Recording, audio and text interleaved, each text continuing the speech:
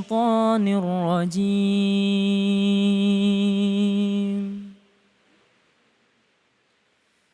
بسم الله الرحمن الرحيم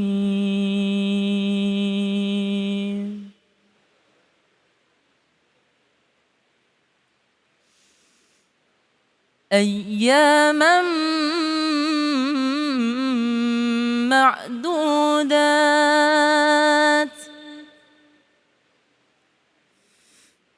فمن كان منكم مريضا أو على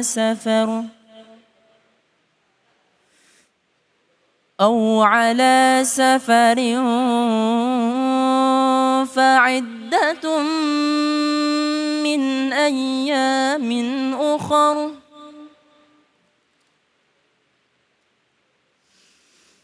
وعلى الذين يطيقونه فدية طعام مسكين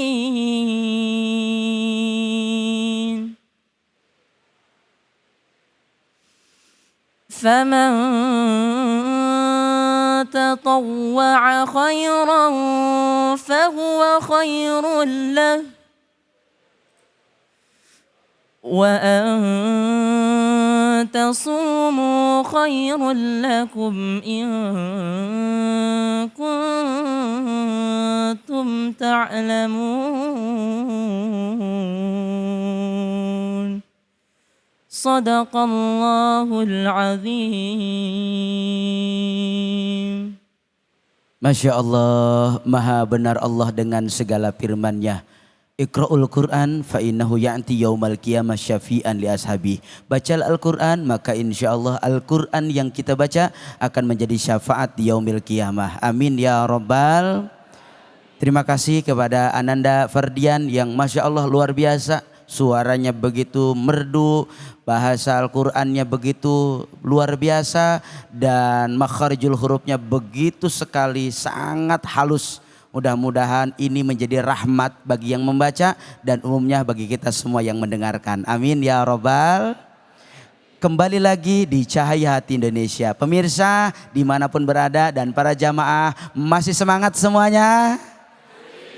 Ada yang udah tidur apa belum? Alhamdulillah nggak tidur-tidur ya, alhamdulillah. Nah, kali ini kita di segmen ini akan kembali mendengarkan kajian tafsir. Insya Allah kajian kali ini akan disampaikan oleh guru kita Ustadz Nawawi Al-Aksi. Beliau akan membahas surah Al-Quran ayat 184. Silahkan guru. Baik, bismillah. Assalamualaikum warahmatullahi wabarakatuh. Waalaikumsalam warahmatullahi wabarakatuh. Bismillah walhamdulillah wassalatu wassalamu ala rasulillah Muhammad ibni Abdullah wa ala alihi wa sahbihi wa man wala wa la hawla wa la quwata illa billah. Pemirsa iNews Cahaya Hati Indonesia di mana saja berada, baik di dalam negeri maupun di luar negeri. Ya, boleh. Wabil khusus kepada seluruh dan segenap santriwan dan santriwati Pondok Pesantren Darul Quran Mulia ya. Gunung Sindur. Alhamdulillah pada kesempatan yang mulia ini kita dapat berkumpul, tentunya ingin mengharapkan ilmu-ilmu dari para guru-guru kita. Ada guru kita tadi yang telah menyampaikan, Ustadz Hari Wibowo. Saya yakin apa yang beliau sampaikan besar manfaatnya untuk kita semuanya. Ustadz Abai, izin. Siap guru. Kita akan menyampaikan tafsir ayat 184. Betul. Al-Baqarah. Yang kemudian tadi telah disampaikan di ayat 183 oleh guru kita Ustadz Hari Wibowo. Berangkat dari ayat 183. Perintah tentang puasa. Ya ayyuhalladzina amanu kutiba alaikumus siyamu kama kutiba alal ladzina min qablikum Kutiba 'alal ladzina min qablikum la'allakum tattaqun. Allah.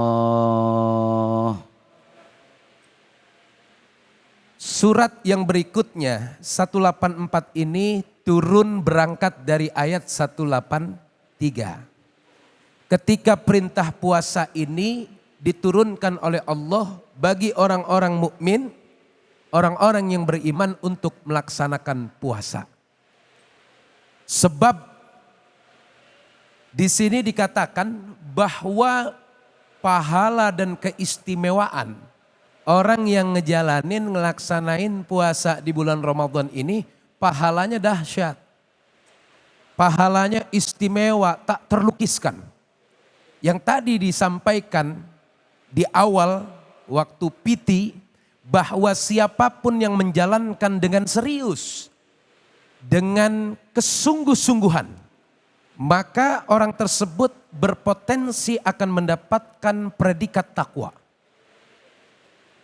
Sebab dengan kita mendapatkan predikat takwa, dengan takwa itu kita akan mendapatkan kebahagiaan. Wattaqullah la'allakum tuflihun. Dengan predikat takwa itu juga kita akan mendapatkan kemudahan, pengetahuan. Wattaqullah wa yu'allimukumullah. Dan dengan takwa itu juga kita akan mendapatkan kehidupan yang dijamin mudah oleh Allah dan rizki yang berlimpah. Ada dalilnya. Wa may yattaqillah yaj'al lahu makhraja wa yarzuqhu min haitsu la yahtasib. Dan puncaknya dengan takwa itu juga akan mendapatkan surga bagaikan langit dan bumi. Nah, karena perintah puasa pahalanya dahsyat, pahalanya begitu besar, pahalanya begitu istimewa, sehingga sahabat-sahabat bertanya sama Nabi. Cuman motif pertanyaan orang dulu sama orang sekarang berbeda. Kalau orang dulu nanya supaya detail, supaya ngejalanin ibadahnya biar sempurna. Maka banyak timbul pertanyaan-pertanyaan ketika perintah puasa ini turun. Ya Rasul, puasanya berapa hari? Ya Rasul, kalau saya sakit bagaimana? Ya Rasul, kalau saya dalam perjalanan jauh sehingga saya tidak mampu puasa bagaimana? Dulu orang bertanya detail begitu supaya apa? Supaya dia ngejalanin puasanya supaya sempurna. Terus ya Rasul, kalau ada orang yang gak mampu, kesulitan dalam hidupnya untuk berpuasa bagaimana? Maka diterangkan di ayat berikutnya yang 184 itu. Apa bunyinya? Ayyaman ma'dudat. Faman kana minkum maridan aw ala safarin fa'iddatum min ayyamin ukhar.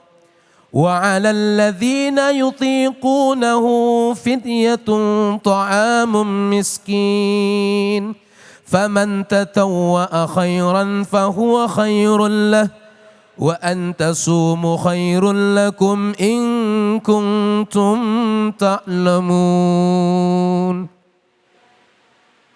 Lalu turun ayat ini. Terus kalau sakit bagaimana? Maka di sini dijelaskan kalau sakit atau dalam perjalanan yang sekiranya tidak mampu untuk berpuasa, maka bisa diganti di lain hari atau di lain bulan Ramadan. Maka yang berikutnya adalah selain orang yang sakit dan di dalam perjalanan bisa diganti, ada satu golongan yang Allah juga sayang sama golongan tersebut. Golongan mana? Golongan orang yang sulit berpuasa dalam hidupnya. Contoh, punya penyakit mah akut. Benar, Guru. Yang sedikit-sedikit lapar. Iya, itu sedikit-sedikit lapar. Di sini ada nggak yang begitu? Iya. Ada yang lapar Di sini mulu ada nggak yang begitu? Ada nggak di sini yang sedikit-sedikit lapar ada? Besti ada nggak Besti? Ya. Bro, ada nggak bro? Ya. Yang puasa lapar terus ada. atau yang sudah tua renta di atas 80 tahun, atau yang sakitnya ekstrim, yang dimungkinkan nggak mungkin kalau untuk berpuasa. Nggak bisa dah. Nah maka di Quran disebut wa 'alal ladzina yutiqunahu fidyatun ta'amu miskin. Maka orang tersebut hanya bisa mengganti dengan membayar fidyah. Membayar fidyah. Kepada siapa? Kepada orang miskin, memberikan makan. Berarti kalau sehari nggak puasa, satu hari kita harus berikan makan tuh. Buat orang yang miskin, makanan. Nah, orang golongan tersebut disayang sama Allah. Dia boleh tidak berpuasa dan boleh juga tidak mengganti puasanya. Sebab kenapa? Sebab karena nggak bisa dalam hidupnya untuk berpuasa. Dikarenakan sakit yang parah, atau punya emah akut, atau koma. Sakit koma, hidup 5 hari tidur nggak bangun-bangun. Nah itu dibolehkan. Tidak berpuasa dan dibolehkan juga tidak perlu mengganti puasanya, cukup membayar fidyah. Adapun yang sakit atau yang dalam perjalanan itu dibolehkan tidak berpuasa. Tergantung dulu nih sakitnya. Jangan sakitnya di kaki nggak puasa. Mentang-mentang aduh sakit di kaki nggak puasa. Nah digantinya pada saat setelah bulan Ramadan. Ada bulan Syawal, Dzulqa'dah, Dzulhijjah, Muharram, Safar dan seterusnya sampai di bulan Sya'ban. Dan untuk mengkodoknya, menggantinya dipercepat. Ya, misalkan Ramadan. Nah di Syawalnya kita harus sudah mulai kodok, ganti daripada puasa tersebut. Nah karenanya dulu para sahabat bertanya itu untuk apa? Untuk supaya menjalankan ibadah puasa ini agar sempurna. Makanya nanya.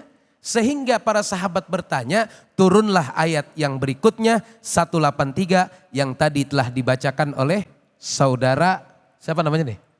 Fardian, Masya Allah suaranya bagus. Mudah-mudahan nanti ini bisa niru nih santriwan dan santriwati.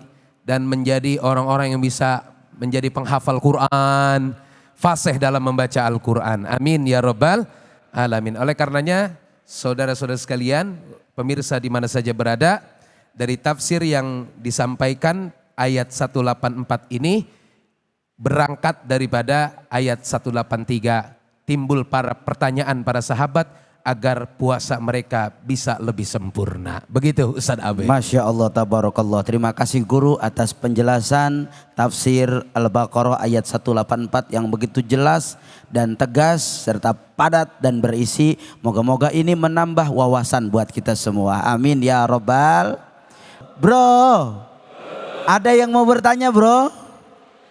Boleh silakan Ustaz. Ya, silakan. Assalamualaikum warahmatullahi wabarakatuh. Waalaikumsalam. Nama saya Haidar Ali. Baik Haidar. Sebelumnya saya pernah mendengar itu katanya kalau kita berpuasa itu kita dibolehkan untuk mencicipi makanan. Nah yang mau saya tanyakan itu benar nggak sih? Apa hukumnya gitu? Masya Allah. Sama kalau misalnya benar gimana, apa syarat-syaratnya? Baik, Masya Allah. Guru, Baik. beliau pernah denger tuh. Kalau denger ya? nyicipin boleh kagak? Nyicipin. Kalau boleh apa syaratnya? Lagi puasa nyicipinnya 2 piring. Itu yang nggak boleh. Iya. Baik. Silahkan guru. Saya juga pernah mendengar, ya mungkin Ustaz Abe juga nanti akan bisa menyampaikan sedikit. Jadi pernah juga saya mendengar bahwa mencicipi makanan yang akan dihidangkan untuk tamu. Nah contohnya ada akan ada tamu datang, tamu istimewa, kemudian masak tuh biasanya tuh untuk persiapan buka puasa. Maka biasanya dicicipi tapi nggak dirasain Ustaz Abe, hanya di lidah. Tetapi pendapat kami ya, khususnya tadi juga kita berdiskusi dengan Ustaz Abe bahwa bila perlu dihindari. Ya, bila perlu dihindarkan. Karena takutnya kita hanya ingin menjaga kehati-hatian. Ntar dicicipin terus dirasain batal puasanya. Itu. Ya, ntar dicicipin terus puasanya batal. Nah, bila perlu dihindarkan hal-hal yang semacam itu. Maka jawabannya adalah kami menyampaikan bila perlu dihindari hal-hal tersebut dalam konteks untuk menjaga. Kita harus menjaga kehati-hatian jangan sampai terjadi hal-hal yang tidak diinginkan. Jika kita cicipi, kalau kemudian dirasain akhirnya nanti akan menjadi batal. Adapun syarat-syarat dan lain sebagainya, saya sedikit mendengar waktu itu dari guru saya bahwa boleh dicicipi ketika kita ingin menghidangkan tamu. Tamu istimewa tapi hanya di lidah dan tidak dirasa. Kira-kira begitu Ustaz Abe. Masya Allah, tabarakallah, luar biasa guru kita. Memang ini menjadi fenomena yang kadang banyak diikuti oleh ibu-ibu. Terima kasih guru kita, luar biasa sekali. Host merangkap Ustaz. Luar biasa sekali guru kita telah menyampaikan kajian tafsir Al-Baqarah ayat 184 yang insya Allah banyak manfaat buat kita semua. Tetap jangan kemana-mana dan semangat. Sampai ketemu lagi. Terima kasih. ظهر الدين المؤيد